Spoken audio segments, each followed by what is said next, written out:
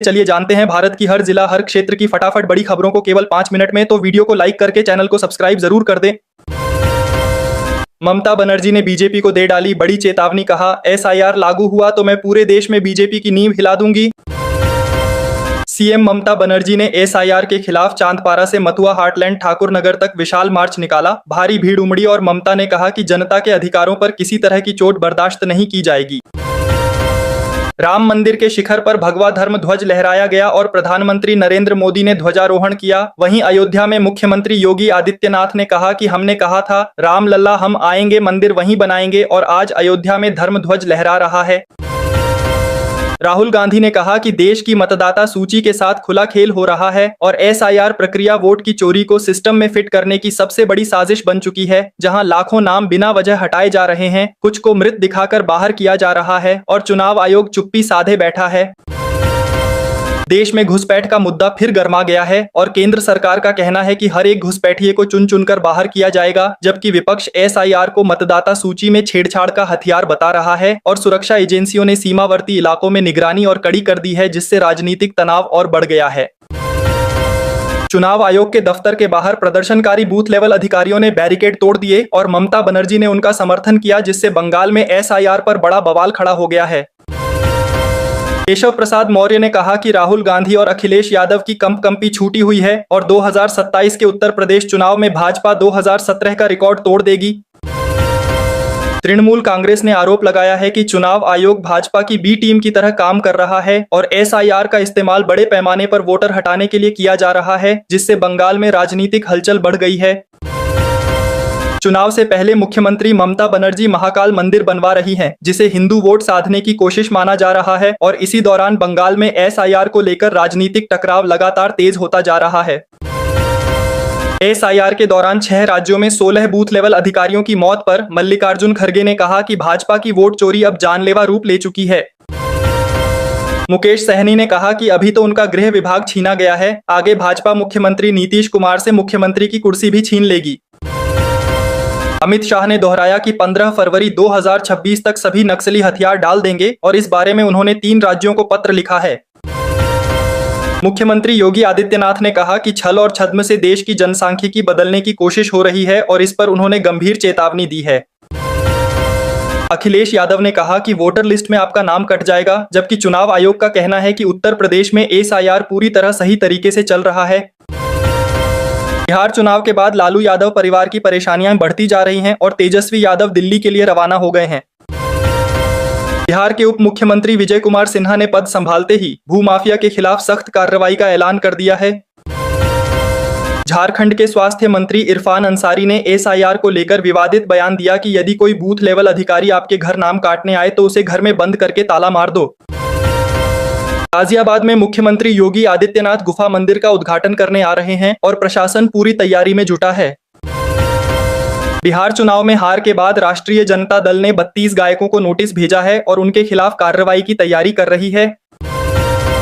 नीले ड्रम कांड में चर्चा में आई मुस्कान मां बन गई हैं और उन्होंने अपने पति के जन्मदिन पर बच्ची को जन्म दिया है। दिल्ली एनसीआर में घने धुएं की चादर छाई है। वायु गुणवत्ता सूचकांक बहुत खराब स्तर पर है और लोगों को सांस लेने में भारी दिक्कत हो रही है।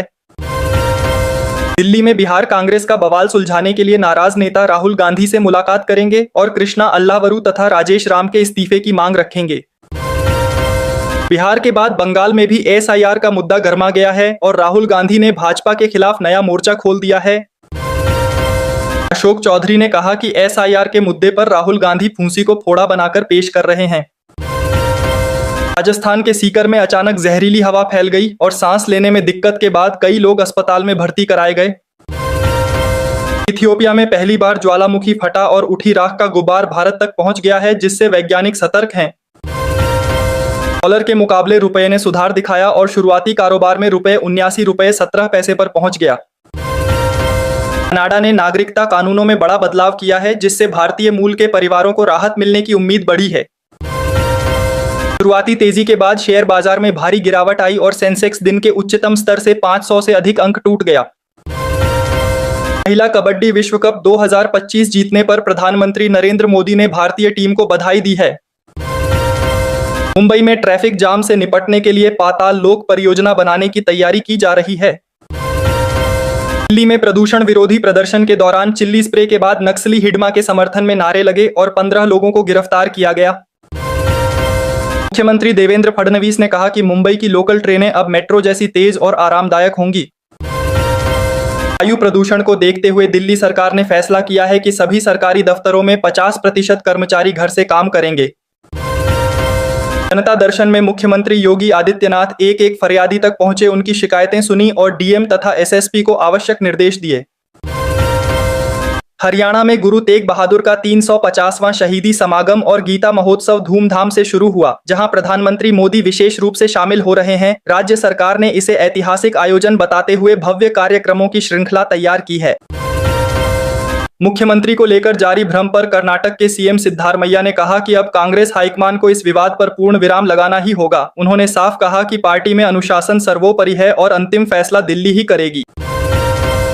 राम मंदिर में ध्वजारोहण के दौरान बटन दबते ही शीर्ष पर धर्म ध्वज लहराया और माहौल भावनाओं से भर गया। प्रधानमंत्री मोदी भावुक दिखाई दिए और साधु संतों की आंखों में भी आंसू छलकते नजर आए। अयोध्या में यह क्षण ऐतिहासिक बन गया। जौनपुर में कफ सिरप के मामले ने नया मोड़ लिया है। अब 3 और नामचीन फार्मों के खिलाफ कार्रवाई तय है। कई जिलों में जांच टीमों को भेजा गया है और स्वास्थ्य विभाग ने साफ कर दिया है कि लापरवाही पर अब बचने का कोई रास्ता नहीं है। इथियोपिया में 12,000 साल बाद ज्वालामुखी फटने से 15 किलोमीटर ऊंचा राख का गुब्बार उठा, जिसकी धूल 4,300 किलोमीटर दूर दिल्ली तक पहुंची। असर इतना व्यापक कि एयर इंडिया को 11 उड़ानें रद्द करनी पड़ी। यात्रियों को बड़ी परेशानी हुई।